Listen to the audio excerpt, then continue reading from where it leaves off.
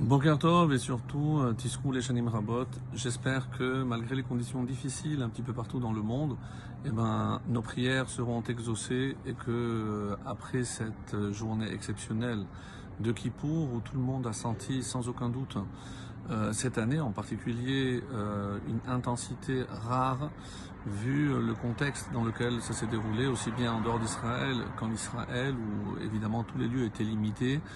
Et que Akadosh Baruch Hu accepte justement nos prières pour que cette année se présente sur de meilleurs auspices. Dans un premier temps, par ailleurs, vous renouvelez mes vœux, non seulement de Shana Tova et de Bat Khatima Tova, mais que vous soyez tous et toutes inscrits avec votre famille, Be'ezrat Hashem dans le livre de la vie, de la santé, de la prospérité, et que cette année voit la réalisation de tous vos vœux les plus chers, Be'ezrat Hashem.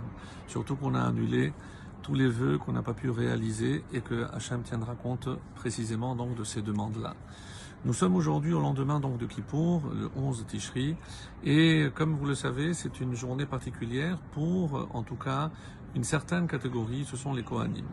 Il y a donc un nom particulier à ce jour, il s'appelle Simchat Kohen. Comme vous le savez, le jour de Kippour, c'est le seul jour où le Kohen Gadol rentrait dans le Kodesh HaKodashim pour y faire une prière particulière, où il demandait qu'il n'y ait pas de fausses couches, que Dieu n'écoute pas la prière des passants lorsque il pleuvait, si le monde a besoin de pluie, donc que Dieu ne les écoute pas dans ce domaine seulement.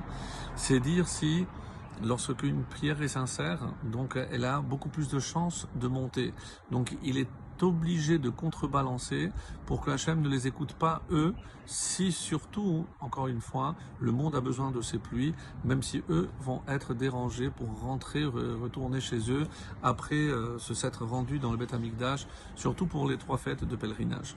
Donc ça c'est par rapport donc à la demande du Kohen. Et lorsqu'il sortait, c'est-à-dire qu'il avait la certitude que ses prières avaient été agréées, et donc c'était un jour de fête, parce que chaque fois qu'il rentrait, surtout avec la grande préparation du Kohen Gadol en ce jour, rappelez-vous cet enseignement magnifique de nos maîtres, on dit mais comment la Torah dit Vechol Adam, mais tout homme ne pourra pas venir à l'intérieur du temple, comment se fait-il que le Kohen, lui, il rentrait?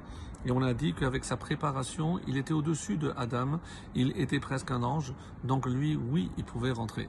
Donc, mais quand il se ressort, donc il redevient un homme normal comme nous tous, et il ressent, lui et toute sa famille, cette joie immense d'avoir eu le privilège de rentrer dans l'endroit le plus kadosh, le plus saint de toute la planète, et donc c'était un jour de fête.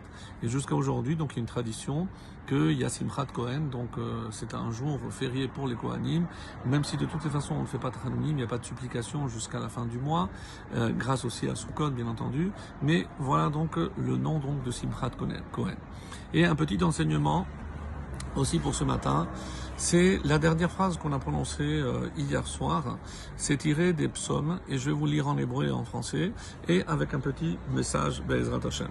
On a dit comme ça, juste avant de commencer à vite, Yavo veyagidu tzidkato le'am nolad ki asa.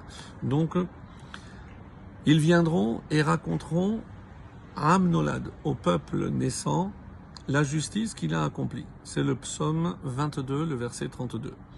L'er besimcha echol lachmecha, va dans la joie, mange ton pain. Ushte belev tov yenecha, et bois le cœur heureux ton vin. Pourquoi? Ki kevar ratza ha Elohim et maasecha, car il a déjà agréé Dieu tes œuvres, tes actions. Ça c'est tiré de Kohelet Ecclésiaste, le chapitre 9, le verset 7. Donc ces deux phrases qui clôturent justement toute cette série de prières de Kippour, pour ne pas dire des 10 jours ou depuis les Selichot, donc de 40 jours, c'est la conclusion. Donc ça se termine évidemment avec une note extrêmement joyeuse. Donc on a la certitude que Dieu a agréé tes actions. Et attention, il ne parle pas ici de prière, mais des actions. C'est déjà en soi un enseignement parce que il ne suffit pas de vouloir une chose, il faut la réaliser. Et ça, on l'avait souvent rappelé que l'important, c'est d'agir. Comme pour Ninive, la ville de Ninive, Dieu a vu ses actes. Mais plus important ici, c'est Am Nolad, un peuple naissant. En effet, les Rachamim disent que juste après Kippour, c'est comme on est comparé comme un nouveau-né. Donc un nouveau-né, on ne peut rien lui reprocher. Il va pleurer, il veut sa nourriture, c'est normal. Donc, et c'est pour ça que on est fragile, on a besoin de l'entourer pour le protéger. Vous avez évidemment compris que la protection arrivera avec la souka. On est fragile parce qu'on vient de naître, on est tout propre et c'est la raison pour laquelle Rachamim affirme que pendant ces 4 jours qui nous séparent entre Kippour pardon, et Sukkot, et ben pendant ces 4 jours, nos fautes ne sont pas décomptées. Pourquoi? Parce que comme un nouveau-né, donc il faut s'occuper, c'est comme un temps en dehors du temps, et Akadosh Baruch Hu nous laisse ces 4 jours pour nous occuper des mitzvot, parce qu'il n'attend qu'une chose, c'est nous protéger. Et comment il va le faire? D'abord dans la soukha, il va nous envoyer les 7 bergers qui viendront à tour de rôle pour garantir cette protection. Abraham, Yitzhak, Yaakov, Moshe, Aaron, Yosef, et le dernier jour de Sukkot, Hoshana Rabbah, ce sera David, pour nous annoncer très très vite, Be'ezrat Hashem, la reconstruction du Beth Amikdash avec la rédemption finale à Géoula. Excellente journée à tous.